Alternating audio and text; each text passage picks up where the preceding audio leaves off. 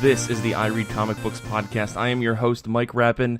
With me this week, two spectacular people, Nick White. Hey. And Kara Shamborski. Hey. Kara, thank you so much for coming back. I think you're going to be on the show 3 weeks in a row, including next week. You all get to hear my beautiful voice for almost a whole month solid. You're welcome. Yeah, you guys, you're in for a treat, especially because next week's episode, we recorded in advance, and it is a fun one. It's about one of the coolest things in comic books right now. Or Star at least, Wars? Yeah, it's about Star Wars. It's about a particular series in Star Wars, so look forward to that. But we're here to talk about some things. We're here to talk about comic books, so let me ask a question I ask. Oh, you know what? Actually, I have one other thing to announce. This is kind of a big deal. Bigger than the Star Wars minisode we're doing next week. I'm sorry. Impossible. We are launching a Patreon. This is the I Read Comic Books Patreon. It is launching this week. So as of listening to this episode, you can go to ircbpodcast.com/Patreon, and you can sign up for a whole bunch of stuff. We wrote down some crazy tiers and some crazy things we want to offer to everybody. We're really excited to launch this. This is something I've been ruminating on for a year and a half, and I was just finally we got to do it. I think we talked about it in the Q&A episode. It's happening. We're actually going to do it. So head over to ircbpodcast.com/Patreon, and we're just going to keep plugging that for forever. Every 5 minutes, I'm going to keep bringing it up. So let's actually get into the show, though. Let's talk about comic books. Let me ask the question I ask every single week. How have you been? How have comic books been? Let's start with you, Kara. So I am attempting to pitch a comic book club at the school that I currently work at. Oh, this is so cool. So the other day was the extracurricular fair where everyone who was presenting a club had to present their clubs, and I had no materials because my materials are contingent on people signing up for the club and giving me funding for the said materials. It's a real chicken and the egg situation there, huh? Right. So I was like, what do I do? So I made a poster that said Comics Club, but I made the word comics bubble letters, and each letter, the filling of it, is inspired by different iconic comic book characters. So I was very proud of it because I didn't plan it in advance, because I just started coloring in the sea with an orange marker, and then I was like, I bet if I add stripes to this it'll look like Garfield, and then it just kind of mushroomed from there, and I got cool. The other C turned into Captain America's shield, and the M turned into a Spidey logo, and I was very proud of it. So I had a lot of little kids come over who are too young for my club because I want some of the older kids so I can actually get them building a narrative visually. But the little guys who would come over, I'd just be like, oh, get out. You're too young. Where are your siblings? Nick, do you have any money? So for the little guys, I'd be like, oh, who's your favorite superhero? And it was just so cute because some of the kids were a little shy, and some of them looked shy, but the second you asked them who their favorite superhero was, their face just lit up, and they would be like, Spider-Man, and you're like, yes, go on. Oh my goodness, that's so adorable. It was really cute. I was dying because some of them are 4 years old, and I was just like, oh, hello, who's your favorite superhero? And one of them would just be like, my dad. And I was like, stop it, I can't deal. I can't cry right now, I'm trying to be professional. I'm wearing a blazer. Can your dad lift a car? Try again. Well, what I did was I asked this kid, I was like, oh, and what are some of your dad's superpowers? Good, put him on the spot. No, and the kid was like, strength, and I was like, I can't. And his dad was right there, so his dad looked like he was about to start crying, and I was like, this is a mess. We're all too emotional here. This kid has no idea what he's doing. Anyway. That's so great. It was really adorable. Comics are great people. Oh, and some of the dads were coming over and talking to me about the comics that they read when they were kids. One of the dads walked over and he was just like, man, I used to read Tintin all the time. And I was like, sir, do you have a child in 4th through 7th grade? Because I have the club for them then. Yeah. But in terms of comics I actually read this week, I dove into the Teenage Mutant Ninja Turtles again and read their micro series Volume 1, which is a collection of 4, I guess, single issues that were each about a different story related to each turtle. And I was a little thrown because it seems like these micro series issues are offshoots of a greater turtle universe that IDW has been constructing. Yeah, they are. And, yeah. Right. So they were referencing some things that I wasn't quite firm on, and like I was able to like catch on pretty quickly, but like one of them, the Leonardo story, was like very clearly a spin-off or addition to a greater plot that had been going on where like Master Splinter was kidnapped, and Leo was like flashing back to this like apparently in a past life he and his brothers were actually Splinter's biological sons, and they were all human, and they had a mom, and she got murdered in front of them. And I was like, whoa, whoa, whoa, whoa, whoa, whoa, whoa. Kara, you need to read the series. It's so good.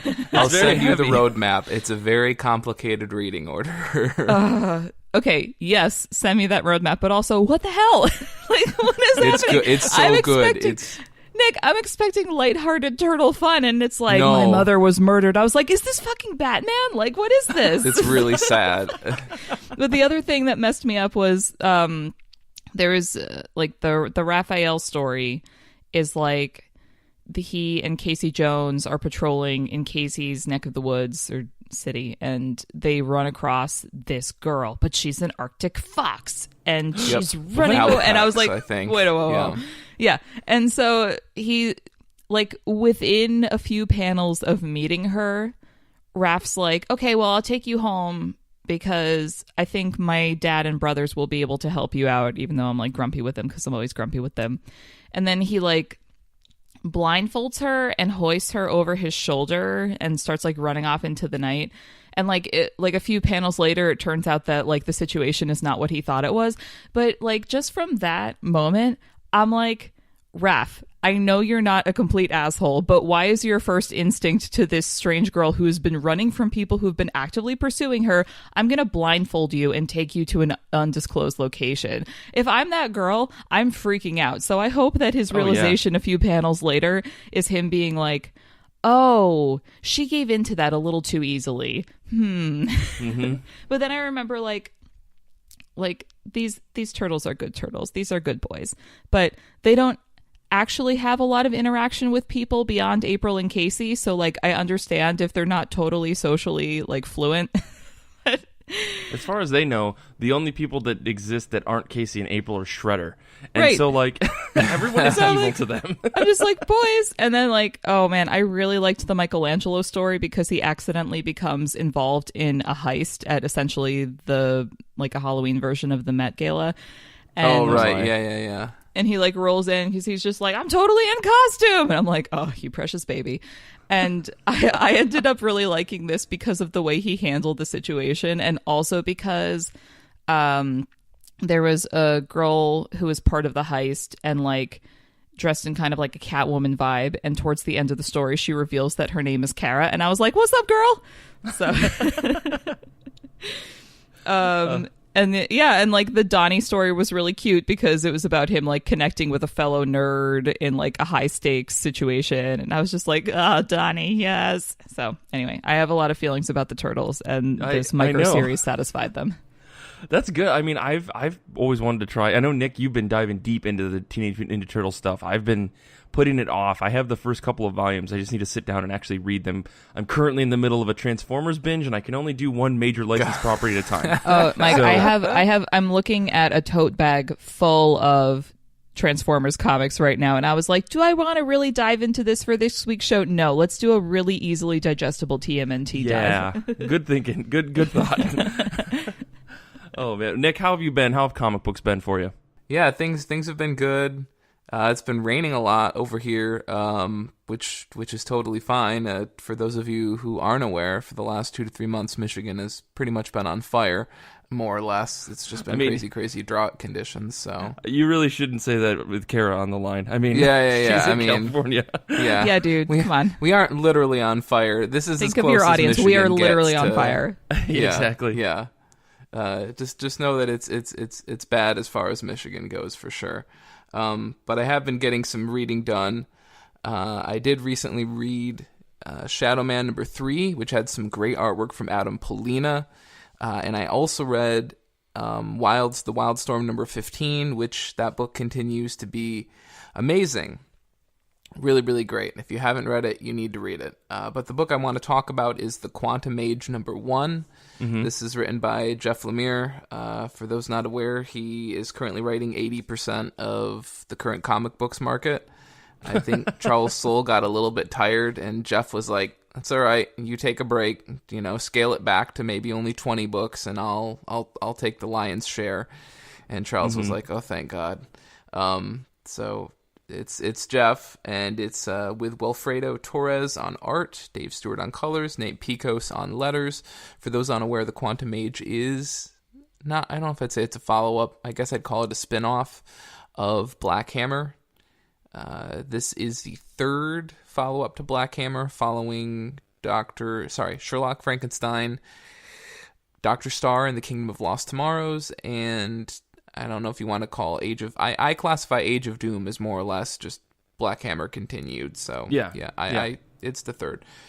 The difference with this spin-off is that it takes place roughly about 1,000 years in the future. And and Torres has worked with Jeff Lemire before. Yeah. Lemire is kind of like Quentin Tarantino in the way that, like, if you're an actor, Tarantino likes, you pretty much get bounced into all of his stuff. J.J. Abrams is sort of the same way. And with Jeff Lemire, if you're an artist he really likes working with, you tend to find even more work. And so Torres worked with him on Moon Knight. He was one of, like, the 4 rotational artists on Moon Knight alongside Francavilla and Smallwood. Yeah. And so now he's working with him on this. The art for this is definitely going to be polarizing. I think for people that perhaps had an issue with, like, Dr. Starr being a little out there for them, I thoroughly enjoyed Max Fiumara's artwork, but I know not everybody did. Torres is a bit like David Rubin's work on Sherlock Frankenstein. But it feels looser and more minimalist, but also, quite light, bright, and animated. But yeah, we have, in this series, we basically have another issue where a bunch of heroes disband and disappear 25 years ago, and you have this Martian who's trying to reunite them, whose name is Trevs, which, yes, does sound a lot like another Martian in the DC universe. Known as John Johns. But the problem is that Martians, even 1,000 years in the future, are still not really welcomed on Earth, especially after the 25 years back. There was a Martian invasion that, took out New York City, or nearly took out New York City, and they had to resort to devastating measures to fight it back. And so what's interesting is it does seem a lot like the original Black Hammer. We have this group of heroes. They used to work together as a team, and that was maybe 25, 30 years ago. They disbanded. We're not really sure why. And now we have a young individual attempting to reconnect the dots and bring them all back together again. Which, yeah, that sounds exactly like Black Hammer. So I guess history repeats itself. I think from interviews I've read... Yeah. From interviews I've read, like, Lemire is obviously trying to draw all sorts of connections, and I think the whole idea that time is cyclical and everything is another one, even though, depending upon what resources you're into, time is actually a flat circle. That's what I've learned. The question is, have you read the latest issue of Age of Doom? Is that 3? Yeah. Yeah. Okay. I was going to say, this issue sounds like it ties directly into some of the revelations that are coming out of that issue.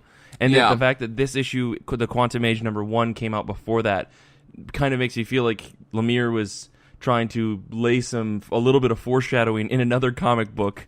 Which will be really interesting to see how it all plays out. But I mean, I haven't read this yet, so I'm skeptical to see how that all comes together.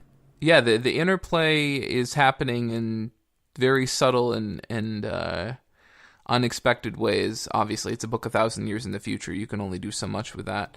Sure. But it certainly feels a lot like Lemire is using this book to sort of, I guess, create a love letter to the Legion of Superheroes, if you will, because there's definitely a lot of that stuff going on. And there's there's basically a character in this book that is definitely a Jon Stewart analog for sure. And we've talked about this before, like so many of the the Black Hammer characters are, you can say, oh, it's definitely this DC character, or this guy's definitely Martian Manhunter. So there's more of that sort of fun going on. Or the guy who you and I were like, this is definitely the Dreaming, or what is it, the Eternals, the Endless? What do they call those guys? The characters from the New Gods? No, like Dream and Death. No, from Gaiman. From the Sandman series. I don't know what those guys are called. The Endless? I think they're called the Endless. Yeah, okay, anyway. okay.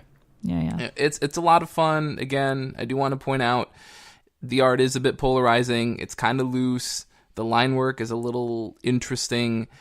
But if you enjoyed all of the other stuff so far, you're probably going to be okay with this. It's not going to be too out of left field for you, for sure.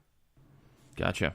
Yeah, this run, like all of what Lemire's doing over at Dark Horse with these books and these miniseries that all tie together, feels a lot like how they're managing the Alien series, right? Like, I only know this from how Nick has explained it to me, where there's like a Predator, an Alien versus Predator, a Prometheus book, and maybe they'll throw like a one-shot or a handful of books around those. I really like that. I think it forces you to buy a lot of books, but it also keeps. I mean, it's a choice, on one Mike. hand, I should say it's on one hand you can get the main story just by reading the one book, and honestly you don't need the rest. But if you want a more cohesive story and you want like a full quote unquote universe of things, you can get all of that. And I really like that they give you that option. It's not a demand. It's not like a crossover event where it feels like you have to read all of the colliding issues in order to get the whole story. And it's super working out. Right. I'm really enjoying it. I mean, it's such a super tough line to walk between creating content that's quality and engaging and interesting and has value, but also isn't being created in a way that deprives people that aren't reading the book. So it's so tough to do, and I think he's got it completely down. And I'm sure Dark Horse is like, oh, thank fucking God, like keep churning out. Like, how many more friends do you have, Jeff Lemire? Like, how many more artists can you call upon? Because it's like, look, we just lost Buffy. Okay, we're probably gonna have Alien yanked away from us by Disney due to the Fox merger. We just lost Firefly to Boom. Conan's going over to Marvel. Like, how many more Black Hammer ideas do you have? Because we're gonna fucking wring you dry, buddy. Like, or they're gonna start kicking up a bunch more Hellboy books. But speculation aside, this sounds interesting. I'm gonna cut you off, Nick, because I feel like this conversation could go on for forever. Because I need to talk about what I read. Just read the Black Hammer books. Period. Yes, Go ahead. Mike. What did you read? I'm super excited about this. So Nick pointed out to me the other night that there was this Comixology sale for this publisher called Dover, and I never heard of them before. And I think my message was, what the fuck is Dover? Yeah, exactly. And so I clicked on it, I checked it out, and I scrolled through it, and I was like, oh, there's like a little Nemo book, and I was like, oh, that looks interesting. And I scrolled all the way to the bottom, there's only a handful of books. And I saw the cover for this book called The Last of the Dragons. And I clicked into it and saw some of the preview art, and I was like, oh my God. And the sale price is reasonable enough, so I bought it. And I read it in a sitting, and it's like 80-some pages. It's actually a really short comic with a lot of really interesting back matter. So if you're the type of person that wants to really get into how a comic was made, specifically a comic that was made in the 80s, which is a totally different process than how comics are made nowadays, I highly recommend this book because it's on sale, and it's really beautiful. It's by far one of the most beautiful books that I've ever seen that isn't like a modern comic, right? So if I haven't read a lot of like quote unquote old comics, but this book from beginning to end in the story is just absolutely gorgeous. It's like I said, it's called Last of the Dragons. This is by Carl Potts, who wrote and penciled the book, with script by Dennis O'Neil, inks by Terry Austin, and colors by Marie Severin. O'Neill? The Dennis O'Neil, the Terry Austin, the Mary Severin. Like, these are huge names if you're like a comic book history buff. These are people that were pretty big into comics in the 70s and 80s. And specifically Marie Severin, who's won 1,000,001 awards for her color work, her pencils, her inks, everything. She is an AAA superstar, and she colored this book, which is half the reason it is so gorgeous. Like, not to mention Carl Potts' pencils, that are just fantastic, and Terry Austin's inks on top of those pencils. Like, there's some progress work in the back of this book that shows like a pencil to ink to color, and it astounds me, like the dramatic increase in quality that goes from pencils to inks to colors. And I know that we see this nowadays, and people are still doing this work, and I'm not trying to say that their work is as bad or anything like that. But this book is unbelievably gorgeous, and it was such a cool, simple idea, and like an idea, playing off the idea of samurai and ninjas, and what if dragons were a real thing. And the story opens on. I think you just named all of like the buzzwords for an 8-year-old, basically. Well, yeah, and it's cool because I mean, Carl Potts is half Japanese. Yeah, or Kara. Yeah. Carl Potts is half Japanese, and he said that he got really into the history of like just his people, of the culture of Japan. And so he started working on this book, and like when he was also working at Marvel and working at Epic Comics, he was working just on his free time in his like Saturdays and Sundays, he was working on this book. And he was just writing ideas, and he didn't write a proper script, which is why he talked to Dennis O'Neil, who said that he would write the book. And then Terry Austin came in and he talked to Marie Severin because he was working with her in the bullpen. And basically through just having a long-standing work at Marvel and Epic and a couple of other companies, he was able to tap all of these people to make this book happen. And so they published it as 8-page issues inside of the Epic magazine, which I guess was something that came out in the 80s. And it's gorgeous. I cannot express how beautiful this comic is. The story is simple. The story kind of falls to some tropes that were very prevalent in the 80s. I think cocaine. Yeah, it's all cocaine. No, I mean the story is about a samurai and a ninja who are at odds trying to save these dragons from a corrupted group of monks who raised the dragons. And it sounds really cool. Yep. They do use the trope of a woman dies in order to drive the plot further. You lost me. I thought you were going to say the corrupted monks raise dragons trope, which is just so fucking overused. I'm so sick of it. So not all monks. Hashtag. This woman dies as to drive the narrative, but it's actually like it's a really weird because I was kind of annoyed by it, but the like she chose to kill herself in a way, and it was a misunderstood death that caused this ninja to say, I have to kill this samurai because he thought the samurai had killed this woman. And it's a really, I don't know, it's really interesting. They travel across the ocean to bring these dragons to America.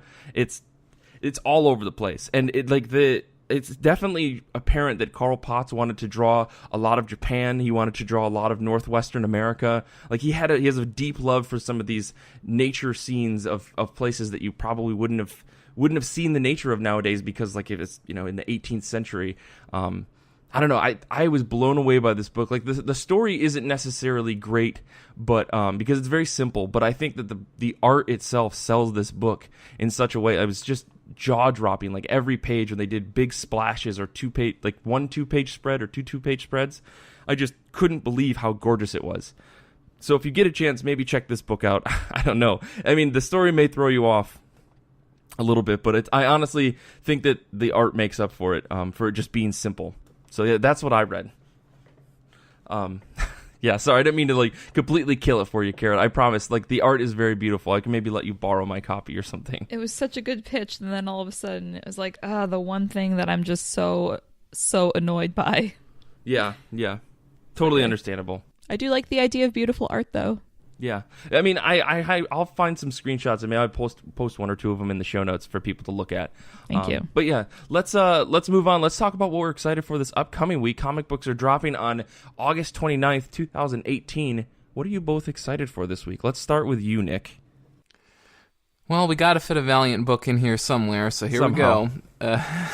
If it's not Jeff Lemire, it's got to be Matt Kint for you, right?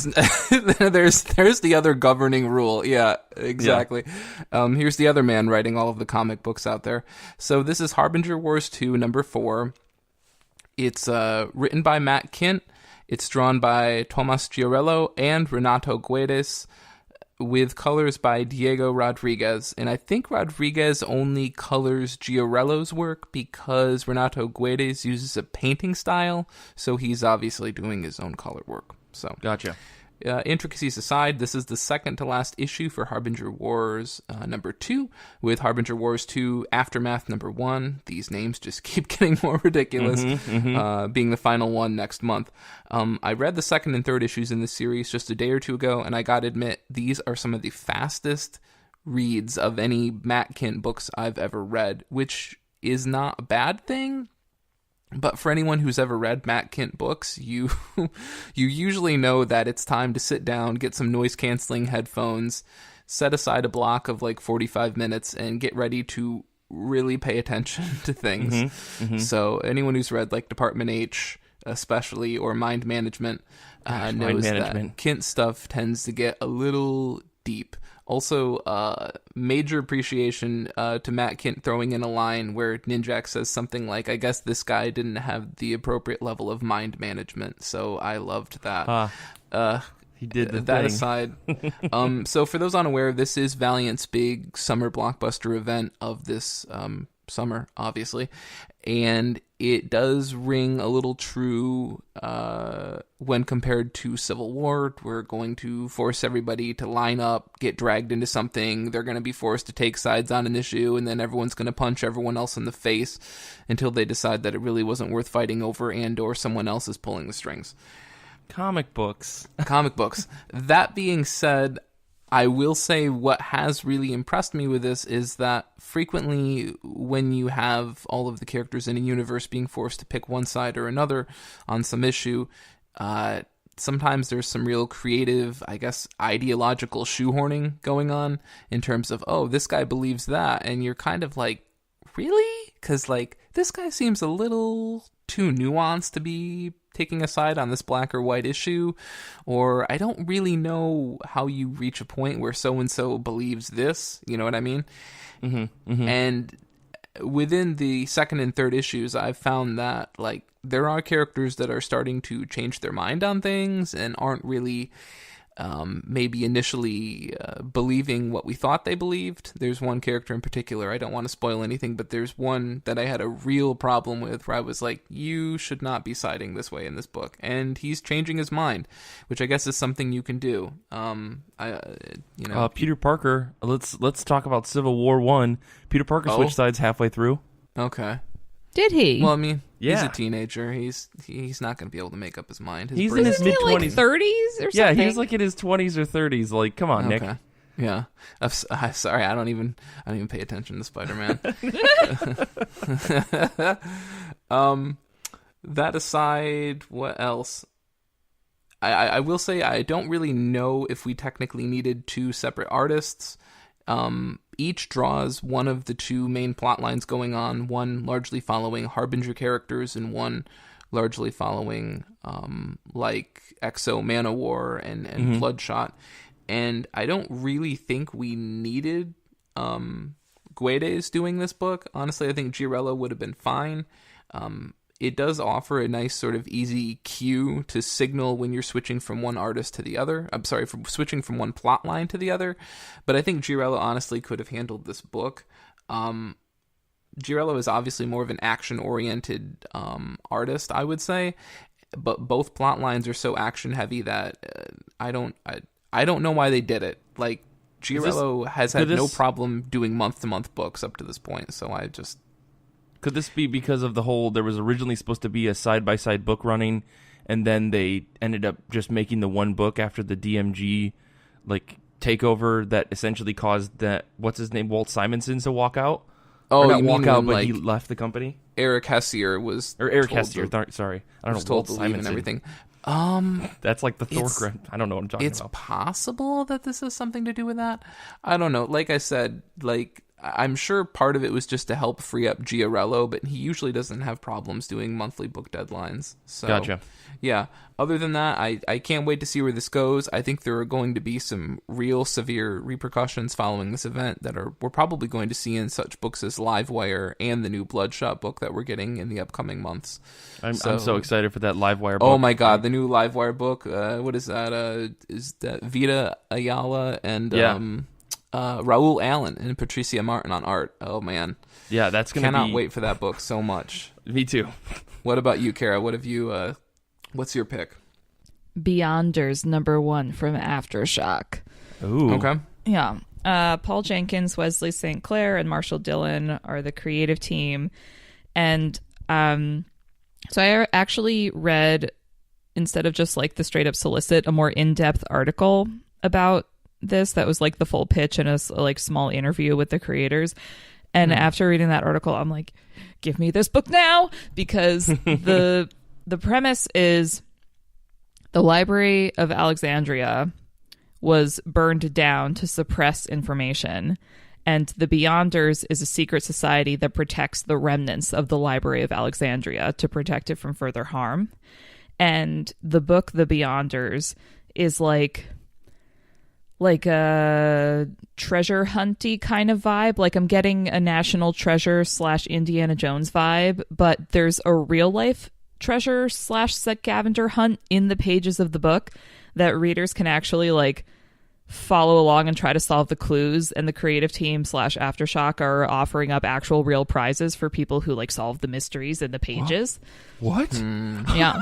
So after reading that, I was like, how isn't everyone talking about this book? This looks so rad. So like, they had me on the whole like Library of Alexandria burned down for a sinister reason hook, because that's one of the greatest losses that this world has ever sustained in terms of intellectual property.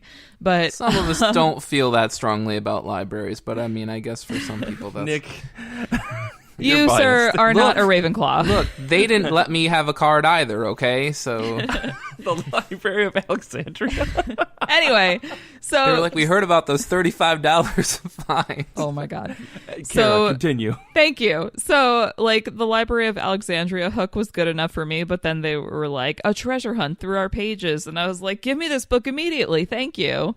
That's so cool. Yeah. Oh, man. I just looked up the cover for that. That is a spectacular looking cover. I might have to grab this number one, like, from the shop. This looks really cool. Mm-hmm.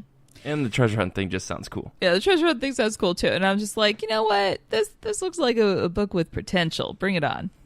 Definitely. Well, for me this week, I am excited for the book that is the most obvious pick in the world, X-Men Grand Design Second Genesis number 2, because how was I not going to pick this book? So right now we're in the middle of going through some of the 80s. We got through the Phoenix Force. We got through some of the wild and crazy Wolverine moments in the 80s and 70s and so on. And we're moving forward. I think Gambit is in this upcoming volume or issue. So I'm very excited. Come out? Wait, no? Mike, what is this Grand Design thing? Oh, yeah. So if you're not familiar with X-Men Grand Design, X-Men Grand Design is Ed Piskor, the creator of Hip Hop Family Tree, and many other things. WYSIWYG, and which is another fantastic book of his. He's done a couple of other books, but Ed Piskor does a really good job with autobiographical stuff, specifically taking very, very dense, complex stories, specifically in the real world, and turning them into digestible, understandable comic books that are gorgeous. And they have a very strong documentary feel. So he's done that with Hip Hop Family Tree, he's done that with other things, and he was commissioned by Marvel, or he worked with Marvel to put together this 6-issue series in batches of 2 issues at a time, called X-Men Grand Design, where he retells the history of the X-Men from their inception up through, I don't know where the end is going to be, but I'm guessing probably mid-2000s, probably with Death of X or something like that. So it's really interesting. So right now we're in the middle 2 issues of the series, and so this is issue 4 of 6 essentially, but it's called X-Men Grand Design Second Genesis, and we're getting the history of the characters that people probably know the most about. We're talking about Jean Grey. We're getting like the main 5, I guess: Beast, Angel, Cyclops, Jean Grey, and Iceman. But we see them go away. We see the introduction of characters like Colossus, Storm, Wolverine, Nightcrawler, and a bunch of other people. And we're meeting David Hallard, Legion, and we're seeing the beginnings of Apocalypse, which I think is what this issue is going to cover a little bit. So we're moving forward in the history of the X-Men, and this next issue I'm very, very excited for, because come on, it's so gorgeous. It's such a cool idea to take this documentary style of like almost like biographical comic and apply it to a fictional world. So Marvel gets to tell Ed Piskor, here's all the information you need to include, do it in your way. And from my understanding, he has pretty strong control over this. I think his agreement was, I get to tell it my way. There's going to be no ads. We're printing on this kind of paper. It's going to be this many pages. I'm going to include all of this information in the back for references in case people want to look it up. It is a super solid book. I think the only ads you get are on the inside cover and on the inside of the back cover. But otherwise, the outside is there's no ads. The inside of the book has no ads, and it's printed on that newspaper stock, that kind of thicker, that has like an actual feeling. It's not glossy paper. And it's beautiful. It's absolutely beautiful. Good riddance to glossy paper. I mean, yeah, and it's glossy paper would not do his work any service. And I'm really excited for this to get collected. This book is the greatest thing ever. I don't know anything more about what the direction is, and I don't care to know, because I'm just going to pick this book up and devour it. Well, this sounds like right up my alley, honestly, because a lot of these larger team books can be kind of impenetrable, and I think we've spoken before about how XMen is kind of an intimidating thing to get into, because Definitely. It's basically like, well, you really should start at the beginning and read the thousands of issues that have been come. This seems like a really easy way to get a manageable viewpoint on, like you said, these like huge important moments in the history of the X-Men. And I, for one, am like, my thing is I love character-driven stories. Like I do not care if the plot is full of holes if I feel an emotional connection to the characters. So This seems like a way where I, as a comic reader, could read this and then feel like I had a knowledge of the X-Men, even if I didn't read the actual events and spin-offs and so forth that these events were originally cast as. Yeah. And this is, honestly, when this gets all collected as one big edition, it's going to be the thing that I recommend to every single person. I mean, you can get the collected edition of the first 2 issues in this massive, oversized thing. It's called like the Treasury Edition. It's a weird-looking book, yeah. It's a monster of a book. It's odd size. But is it like works. those Hellboy library editions that are really gorgeous? No, this is very weird. And the cover is made of some godforsaken material that I'm sure has chemicals in it that we should not be handling. No, Nick, it's do like you have opinions about book materials? Oh, God. That's a show. That's a show. That's a whole Xander episode. can come on for that one. I'm sure he actually will show up for that one.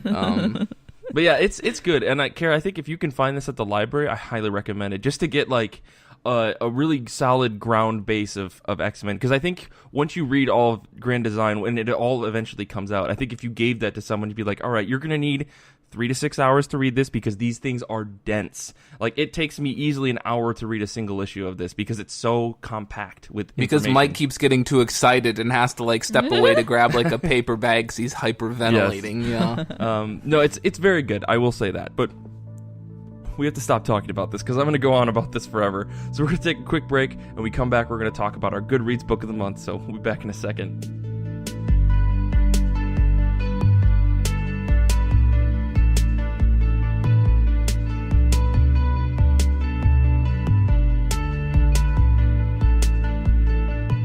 For our show this week, we are talking about our Goodreads Book of the Month, as voted on and commented on and discussed by all of the fantastic people over at our Goodreads group. If you haven't checked that out, I highly recommend you head over to goodreads.com and look for I Read Comic Books. We are the first comic book group that comes up when you search, and you can join this group, and you can nominate books, and you can vote on all of our books and comment on them on the future. But for now, we are talking about the book that was voted on for August 2018, and that is Animosity Volume 1 by Marguerite Bennett, with art by Rafael de LaTorre, Rob Schwager, and letters by Marshall Dillon.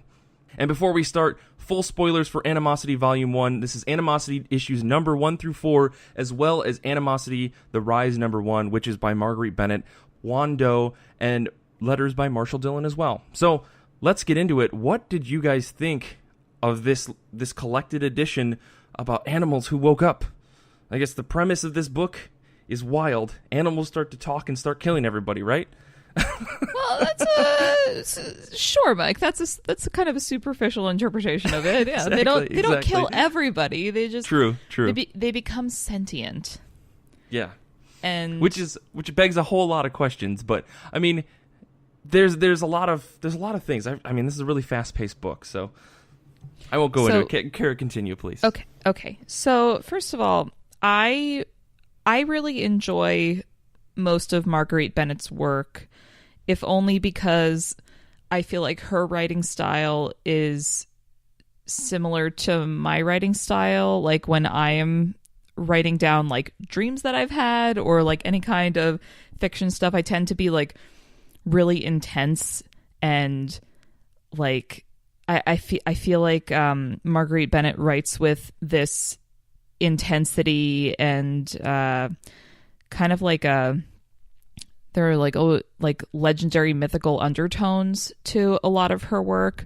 Including her nonfiction stuff. Like there was a foreword at the beginning of this book where she was writing about children, like being a child and the concept of being a parent, and like it was just such a weird abstract way to write about it, but it was like kind of poetic in a way, and I was like, ooh, girl, you've seen my fanfiction.net. Like, so like I don't like the content of everything that she writes, but I like appreciate the way in which she writes it. So I tend to like her work, even if I don't like her work, if that makes sense. Like I had a lot of issues with her Josie and the Pussycats book because I liked it, but realized that it was written specifically for like me and like women like me. Like the audience was a specific age group of women who like a specific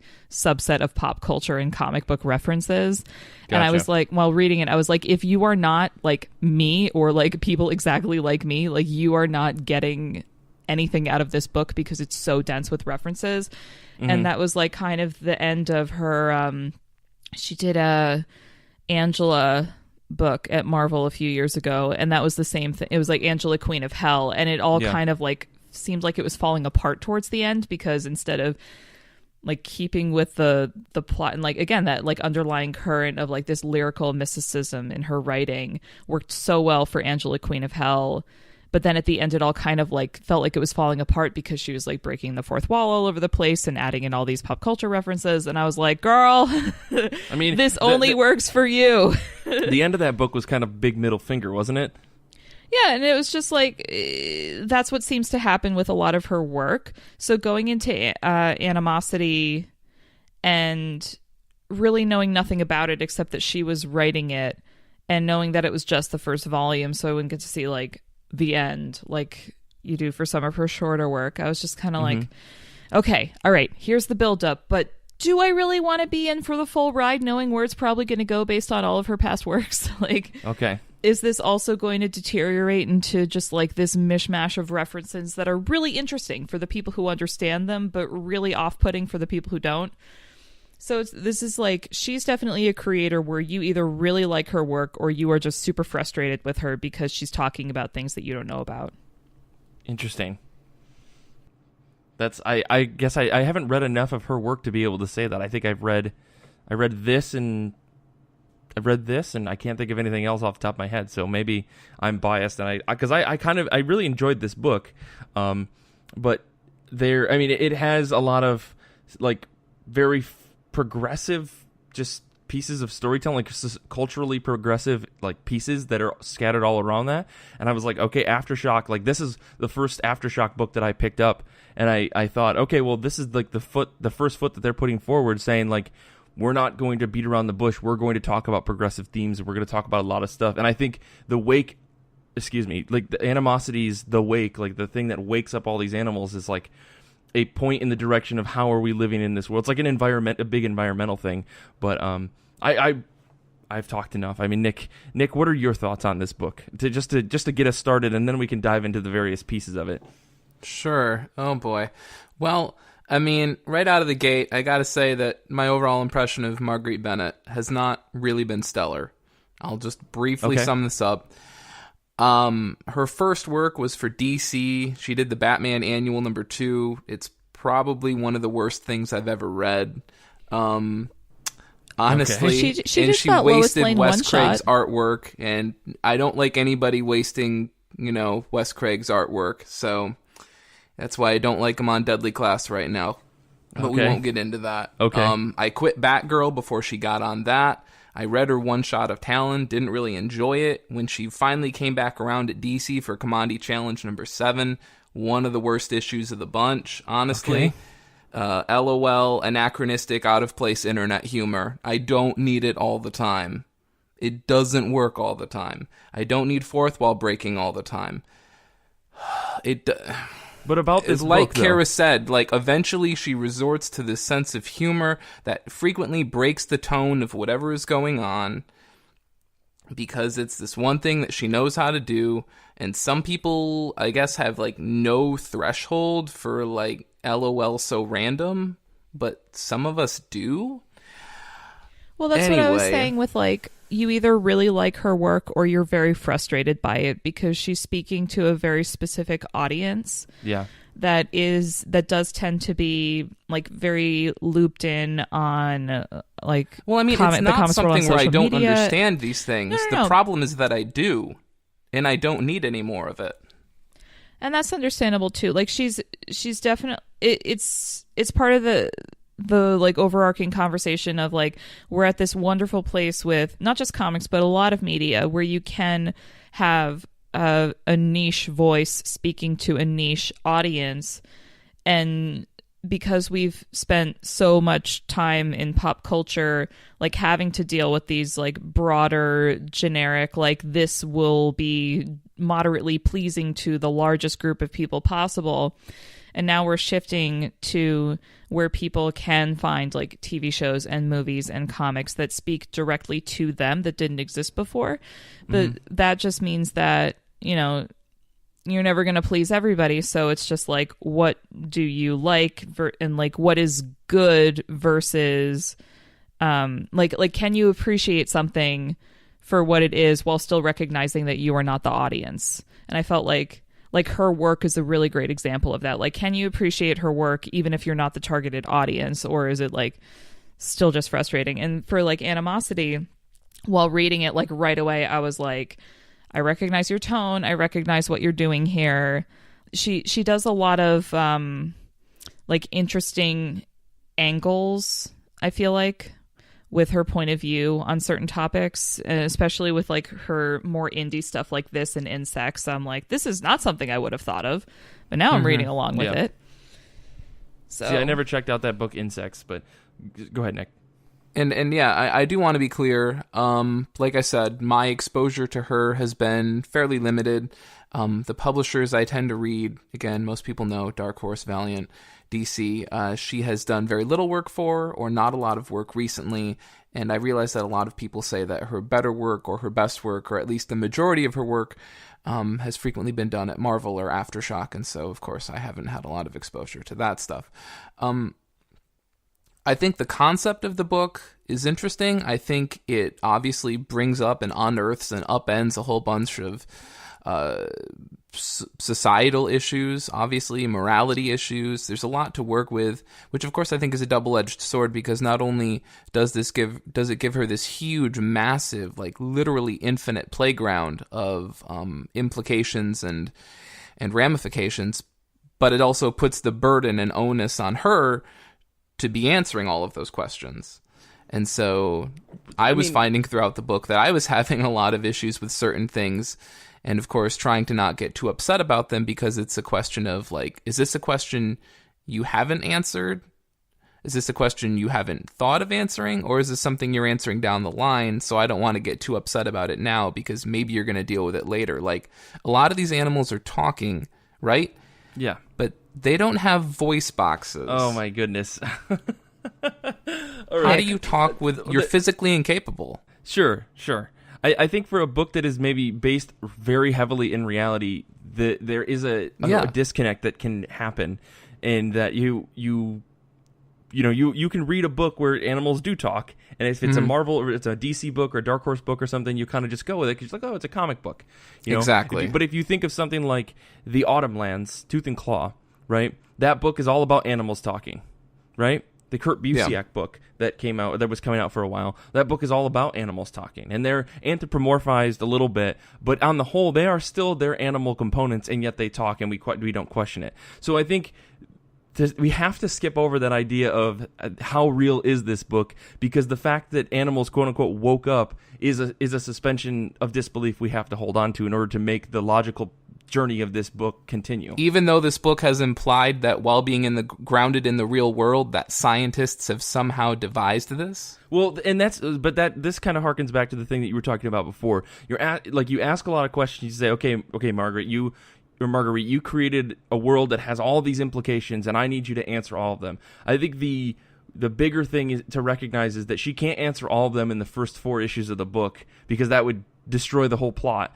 The story follows this girl Jessie and her dog Sandor, as they're trying to make their way across the country because of what happens to her parents. Trying to find her brother. Trying to find her brother, but something happens to her parents. Like, the narrative focus is on these characters, and there's a bigger world out there, which is why I think if you do dive into this, like I've been reading this book consistently, these questions do get slowly answered over time.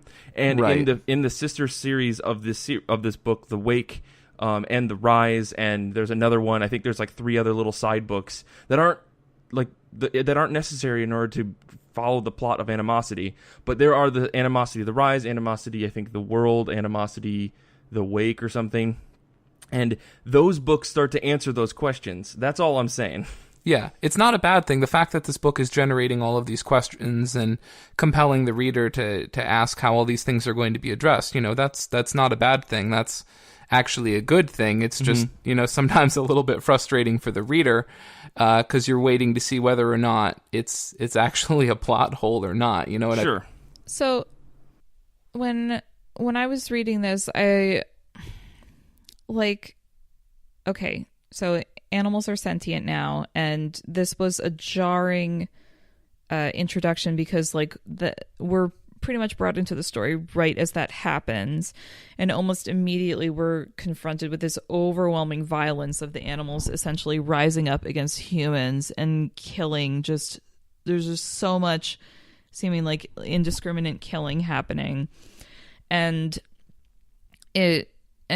as we get a little further into the story, you see that there's a little more nuance. Not all of the animals are like that. Not all of the humans are like that.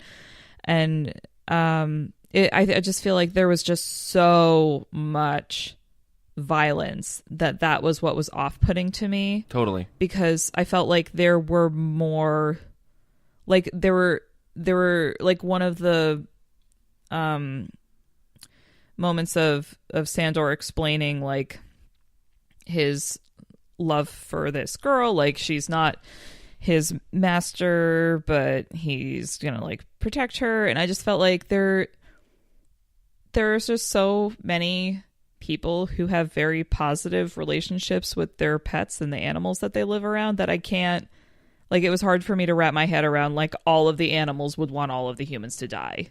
Yeah. The level of escalation seemed kind of extreme, and there were like a lot of animals that I felt like you guys, I would imagine, would be largely just probably pretty apathetic to humans, and they're like, we need to fucking kill the humans, and I'm like, really? Like seagulls? Like, you guys realize, like, are you gonna make your own French fries? Like, how's that going to play out? Like, how great was that Finding Nemo reference where the seagull about to attack someone just screams, "Mine!" Yeah. Well, and I think that that's kind of one of the unanswered questions, and one of the things that does get revealed later. As someone who's read beyond this, I don't want to spoil the future of the book. I don't know if you two are going to continue to read. If your interest is at least piqued, I would say you should. But the question of like how the hierarchy works, how intelligence works, hasn't been completely answered, but there are some hints at it as to where the like level of intelligence based on various animals comes from. Because there is a question of, mice on the whole like aren't necessarily smart animals, but they are intelligent. And then give them the ability to be conscious of that intelligence, like what happens then? There is a question of, how do insects play into this? How do, large beasts versus small beasts, like how could a wolf command an entire army? Like for instance, in this first one, how do you strap these giant missiles to the backs of turtles? How smart are these turtles? How smart is it koala and these bison? Can they actually and all that read? It's a big one I want to know. So I had another thing that made me feel uncomfortable, but I didn't realize why until just like a few minutes ago while we were starting to talk about this. But there are a few instances in this book where you see humans using quotes from the Bible to argue that they have dominion over animals and that this is upsetting the natural order of things. Mm-hmm. And that made the one-sidedness of that and the insistent one-sidedness of that, I think, made me uncomfortable, because there's like the dude in the park who does that, and then I think like the suicide bomber in a crowd like references that also. Yep. But I feel like if this were to actually happen and animals gain sentience, there would be a lot of religious people who would say this being clearly has a soul and we need to protect that. So it felt aggressive to me that the multifacetedness of the interaction of religious people who feel very strongly about their religion and their interaction with animals suddenly getting sentience. It felt very like toxic in one note, and it could have been a very interesting, not like a focus, but just like panel one-offs showing the complexity of people reacting to a weird situation like this. Yeah. Yeah, and that's kind of something I touched on in my notes before the show is this is actually something we talked about a lot in my religious studies and environmental sustainability class in college, and how a lot of people interpret the Bible to say that man is supposed to be a steward, not really in a position of dominion, but more in a position of being a steward of the earth. And so it's more about protecting everything and taking care of everything. You know, you're more, I guess, you know, the person in charge of upkeep than someone who has a, you know, carte blanche to just destroy everything and do whatever you want. Which I think, of course, is a more nuanced opinion. And you're right. Having more nuanced takes, obviously the book doesn't need to go off in that whole, you know, philosophical, theological discussion. But I think that there's definitely, like, there could be a lot of fascinating implications in this book about, like, what this does for theology and religion, to be sure. And obviously there would be more opinions and voices to be added to that conversation. Right. I just feel like, because like in the introduction page to the book, there was a Genesis quote, and then two separate side characters mentioned the Bible in some capacity, and I felt like, okay, you're clearly trying to bring this element in, but if you're going to bring that element in, like, do something interesting with it. Yeah. Like it felt like you're trying to make a point here, but I feel like you're not seeing the possibilities of a fuller argument. Oh yeah. Right. I mean, there's so much you can do with that. That's the thing about this book that to take like a counterpoint to this, I mean, that's something that I saw at first, and as you read on in the series, I think Marguerite Bennett is trying her best to represent as many perspectives as she can. And while at first we see the more aggressive side of things, you know, as the book goes on and you start to experience things as Jesse and Sandor, spoilers, do travel across the country. I mean, I'll say as much of that. You know, as they do travel across the country, you do start to see different perspectives. I believe they do touch on religion again, and they do touch on like how humans and animals do end up coexisting in better, less militant ways. I don't know why New York City is so violent and militant. Maybe it's just the number of people, and it's kind of that trope of with more people, things are more likely to escalate to become violent. But as they travel across the country where they start to see more and more people, you get more diverse perspectives. And I think Bennett in this series isn't necessarily trying to offer one perspective and saying like this is right or this is wrong. I think she's trying to say people interpret this awakening or the wake as in different ways, in positive and in negative ways, and each have their benefits and drawbacks. And which to me says that this book is very complex and has a lot of things that it can do, which makes it worth reading to a certain extent, right? Like it's not trying to be super one-sided about all of this, just telling the story about Jesse and Sandor and only seeing the bad things in the world. And there's a lot of questions about food that come up, and even in this volume, food is a primary problem. You know, they were talking about how Sandor only eats things that die, and you know, a lot of the animals are like sick of tofu, which is really interesting. Like, how do you end up dealing with that idea? Like, we hunt for food. If you ignore the idea of mass production of food, right, and you go back maybe 2,000 years, we hunted for food with the understanding that, like, these are just beasts. They don't necessarily have a consciousness to understand what's happening. They just know that they die. If they even know that. But as soon as you introduce the idea of sentience or consciousness or insentience, and you say, well, potentially, like to Kara's point, these things may have souls, then it becomes a whole bigger thing. When you kill another person and you kill another thing that can understand what's happening to it, then there's like a worry. There's a, like, should I have done this? Is this even right? Even if it's for my own survival. But then it comes down to survival. I mean, like, again, and I think that is what makes this a good book. Despite all of the questions, I think Bennett is trying to answer as many of them as she can, but she can't do it in, one volume. She can't do it in just, 56 pages or something. So shut up is what I'm saying. I don't know. I think there's a lot of complexities to this book, and there's a lot of things that you can pick at. Is mostly what I'm trying to say. Right. I think, like, overall, I was just very unsettled reading it. Like I said, because Absolutely. of a lot of the violence, and there were a lot of visuals that were just like pretty graphic. But not even that. Like, little things like the mutinous koala, looked kind of goofy to me. Like, this little like eye patch or bandana situation going on. Bandana, yeah. But there was a deer, or like there was a stag hanging out during that, like, in exchange with grenades dangling from its antlers, and I was like, what? Like, that really freaked me out, because I was like, how does that work? I was like, that is a suicide bomber deer right there. Yeah. And that is a horrifying visual, because he's built for that. Like, no other creature could dangle that many grenades from its appendages. Like this. And that was creepy for me, especially when he was like one of the creatures that ends up escaping towards the end with our other characters. I was like, why are you bringing live grenades along with you? There was a child with you. Yeah.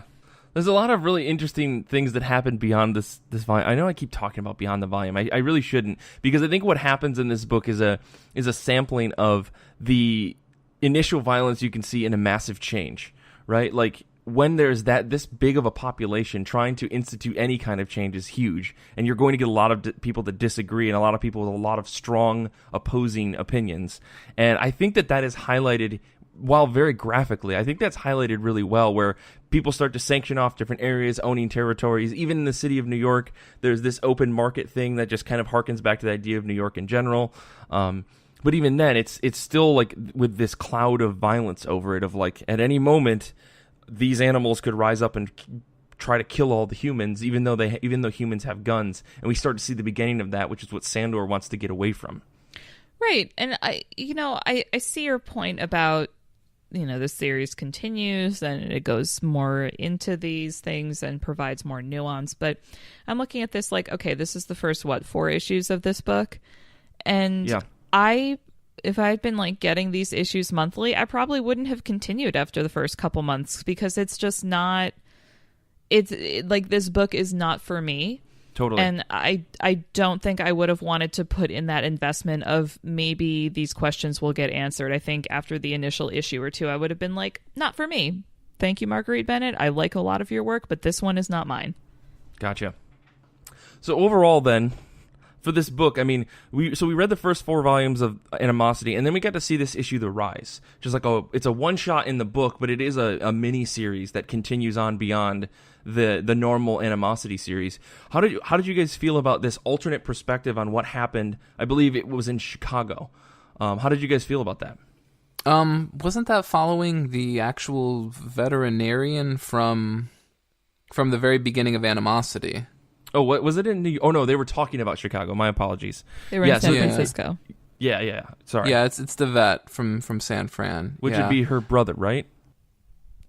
No? Maybe? Spoilers? I don't think he's related at all. She's got 2 brothers, right? And one of them's dead, and the other one is the one she's trying to find. Okay. I read it as the vet dude was her brother. Really? Yeah. I mean, I could be wrong, but partially also because I didn't realize that the Rise thing was a one shot as a separate like miniseries. I thought it was still like part of that same line. So I was like, oh, well then this must be the brother because he's in California and he's like kind of a good dude. And I assumed that she would be like going to this brother because they assumed that life will be better with him. So he must be a good dude, even if he hasn't like spoken to his family in a long time. Right. That's probably, you've probably got it right. I didn't connect those dots. I mean, nonetheless, though, like that story follows a completely different narrative about in a way more organized fashion, where it looks like somewhere on the West Coast, the animals managed to like turn things into a system to a certain extent, where if you did something and an animal could vouch for you, then you were okay as a human, which I thought was an interesting concept. Yeah, I liked that, but I was like, if I'm being totally honest, kind of rolling my eyes at the that winter mute, the fucking well, wolf. Well, yeah, that like half wolf like explaining that like we had the most seamless violence-free transition of any of the cities, and like going on and on about how they were going to structure things and how things were going to be organized. And I was like, I realize people have a hard-on for San Francisco as this progressive utopia, but it's actually a more complicated situation like that. And can we please stop holding it up as the shining example on the hill, because it's not. So. Right. I mean, so Kara wants a more complex geopolitical representation of this city. Marguerite Bennett, if you can fit that in as well, on top of all of my unreasonable claims, which, mind you, those need to come first, then get around to Kara's, please. Oh my God. No, it's just like, I feel like a lot of people see San Francisco and they're just like, it's so progressive. There's these amazing politics. And I'm like, people literally can't afford to live there. And there are blocks that are just full of homeless people. So I'm looking at this like utopian, like animal, like not like paradise, but like, we did a great job here. I'm like, cool. What are you going to do about the homeless problem? And like, that's just something that I wouldn't have thought of, except now I live like an hour away from it. And I'm like, yeah. Like, I realize that not every creator is going to have a nuanced perspective on everything that's happening, but I'm like, think this through, do your research. Yeah. I took that as this dictator trying to explain to someone, look at how peaceful our takeover was. Look at how simple this was for us. When under the surface, what's actually going to be happening, in my opinion, is that it's much more violent and it's much worse. And I know the rest of how this story plays out. They only explain some of that partially, and I don't want to spoil anything. But yeah, I took that as Wintermute, which I can't even believe. Wintermute as a name is beautiful, because I just read Neuromancer and I know what that's all about. Wink to the stupid fucking William Gibson book, but I think that it's all guys. It's all saying, look at how easy this is. Everyone did this thing. Look at this structure that we have. Like, basically grandstanding to say, like, look, everything's perfect over here. This is how it should be, but the animals are running things. Because if you look at the pictures that they use alongside of that, it's like, no, the animals are completely in control, and humans have no choice in the matter. And even to this extent, this character, the vet, he has no control because he's in a quote-unquote special situation. My guess, everyone's in a special situation. No one is actually vouched for. And it's that thing that's like, well, no one's going to talk about it because you can't actually go talk to these people. But we're going to say, you're in a special situation. Everyone else is free and they're doing fine. You just have to prove yourself. But everybody else is also doing the same thing because they want complete control over the humans. Like, it's a total dictatorship. That's how I read it, at least. That's terrifying. I'm not going to sleep tonight. Thank you. I'm sorry. You're telling me that the bat hanging in that guy's bedroom you're okay with, but not the dictatorship takeover. No, that was weird too. Exactly. That was part of my like unsettled feeling from reading this. So like currently I'm crashing at a friend's house and he has 2 cats, and so I read this book and then I like saw one of their eyes glowing in the darkness and I was like, "Don't you come for my throat." I've been nothing but nice to you. You're going to just hear whispers, "Are you scared of me?" And the cat's just meow, licking its butt. Look, what did you think of the Rise? I mean, would I read Volume 2?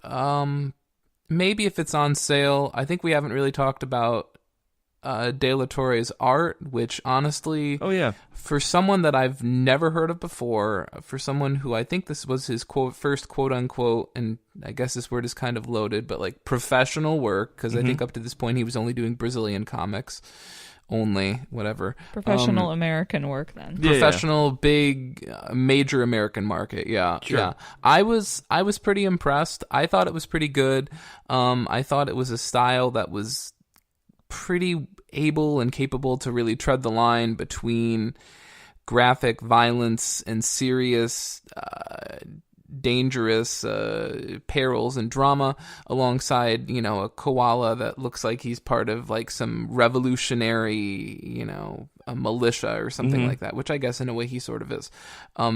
So I felt like he treaded the line pretty well. I thought the art was not bad, honestly. And this is on Animosity 1 through 4, just to clarify. Right, Juan Doe's art for the one shot. I've seen his work before. He's done some work for Valiant. In a lot of ways, he reminds me a lot of Francavilla, but, and I hate to say this, but like Francavilla, but not as good.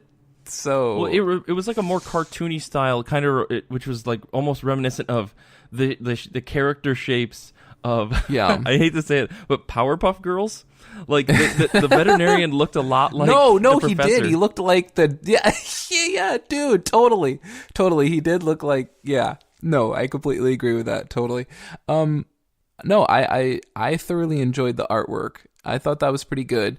Would I read volume 2? Maybe if it's on sale, but it is a pretty tough book to read. I mean, all in all, humans run the wide gamut of good to trash, and I guess we're seeing the animals are largely no different. Maybe at some point we'll find out they're all trash too, so I don't know. Well, so Mike, you've been letting Nick and I just dump all over this book, but you you clearly enjoy it because you've kept reading it. So what is it about this story that you find continuously engaging? So the thing that really keeps me coming back to this book, and I always put off reading the issues, it's one of those things where I get the book every month, and it sits in my list of, or my stack of books, saying like, and I always put it off because I'm like, I don't know, because the book makes me uncomfortable, but it makes me uncomfortable in ways that are like, I don't know if I agree with this, but I think that it's a good story. I like the fact that the book definitely challenges me on a lot of the things that I think. I think there's a lot of like hokey stuff that happens in the book, but it does still beg the question, well, what if this did happen? What if things happen like this? Where do, you know, communities lie? Like, for some reason, there's this goat character that becomes very like a prolific in the story, and he really doesn't like humans. He really doesn't like other animals. He only wants to hang out with goats. And he's kind of, so it's like kind of pushing this idea of racism with them among these animals. And we see a little bit of that in the book, in the first volume. But I really like the way that Bennett is trying to challenge a lot of different like perspectives. And she does a very good job of consistently writing characters of different perspectives and how they have to deal with each other, and maybe sometimes they don't deal with each other and they fight and they beat each other up, or someone gets killed, or, you know, there are humans that are trying to do good, but it turns out that their good is actually at the sacrifice of some animal. And it talks a lot about topics that I don't necessarily like to think about, but I still want to read this book because it does challenge me to think about these things, because they make me uncomfortable and they make me kind of just at least recognize them, not necessarily make a decision, but recognize them. And, you know, the story does follow Jesse and Sandor, and I think that there is a compelling like story of love of two characters. You know, in the first volume, we see that that Sandor binds with her, or what's it called, imprints on her. I don't know. I thought only raptors did that. Good God! But like, nonetheless, you know, Sandor has this this blinded like dedication to her, and I really enjoy the levels he will sacrifice himself for her, and vice versa. Like, she's just this innocent girl, but as the story goes on, you start to see her develop more than just being this little girl who kind of just wants to live. And I don't know what to do, Sandor. And it's like, don't worry, girl, I'll take care of it.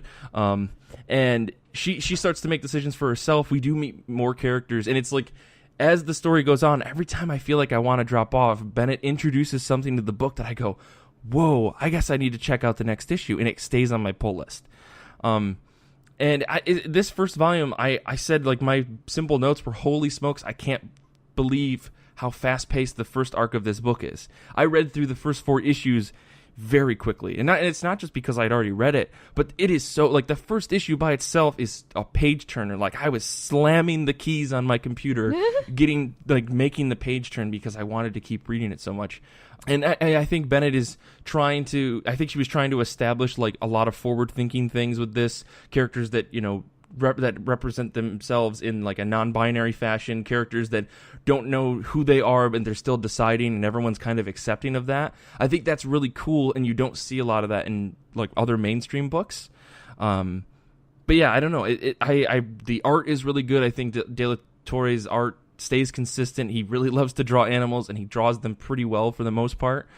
Yeah, honestly, can you imagine that? Like getting the, you know, request or whatever for this book and being like, must be able to draw pretty much every fucking animal. Yeah. Like, and I mean, maybe that's what, you know, he did before. I'm not familiar with his work before this. I think Nick said he did a lot of work in Brazil. I haven't read a lot of Brazilian comics.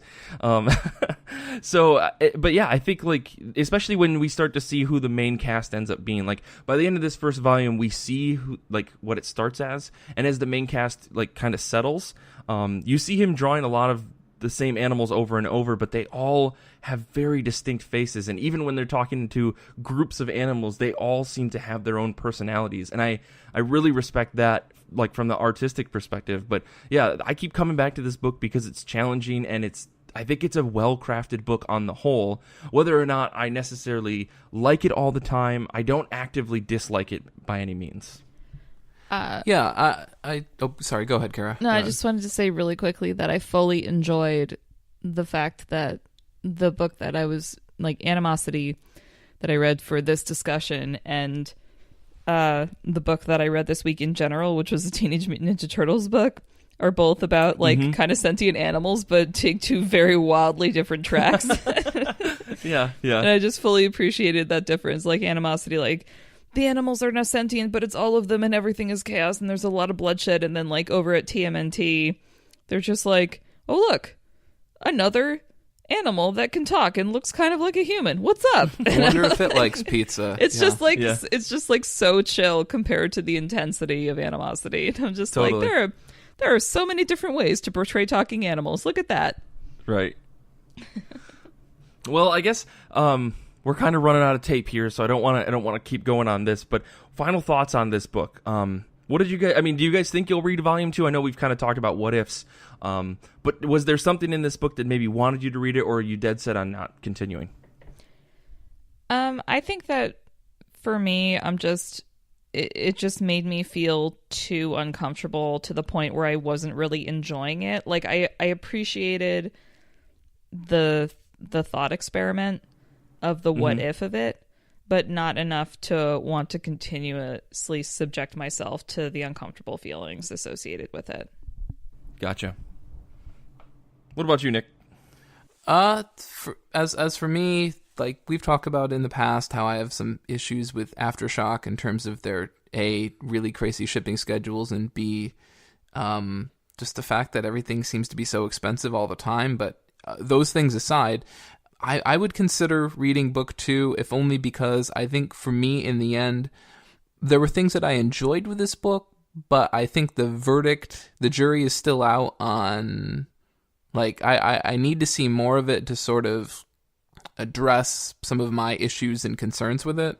Okay. And I would maybe be up for doing that. I think overall, what this book does for me is it makes me want to read Sweet Tooth instead, which, you know, maybe it's because it's like, I need this book, but I need it to be even more sad.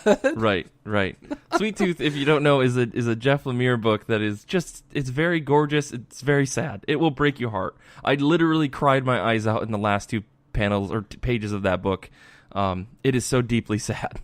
Because, like, this book reminds me of that in so many different ways, from the post-apocalyptic setting to sort of like the human-animal hybrids and the moral implications of that, which seems to be, at least by the end of Animosity Volume 1, there's a, very on-the-nose implication that that's where things are going there. So, yeah, that being said, if you liked this book, maybe go check out Sweet Tooth. Just buy a lot of tissues before and just be ready to be super sad. I guess Cool. I'll add it to my list. Yeah, I mean, Oh, it's so good. it's so very good.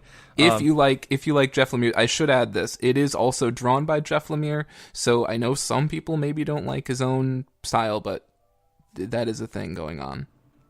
Gotcha.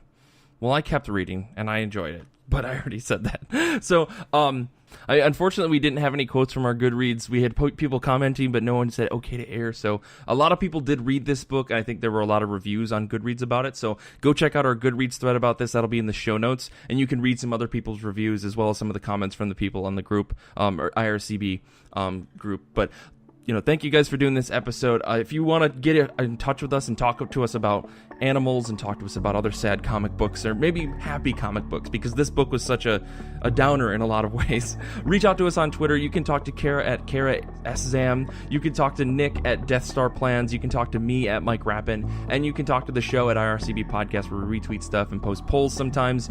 I didn't post a poll because we're recording this on Saturday, so there will be one on Sunday, so look forward to that. Also, go ahead and check out our Goodreads group. We have weekly threads. This week's thread, we've already gotten some great comments, but we're continuing on the idea of what do you think makes a good comic shop. So if you have thoughts on that, go ahead, head on over to Goodreads and let us know.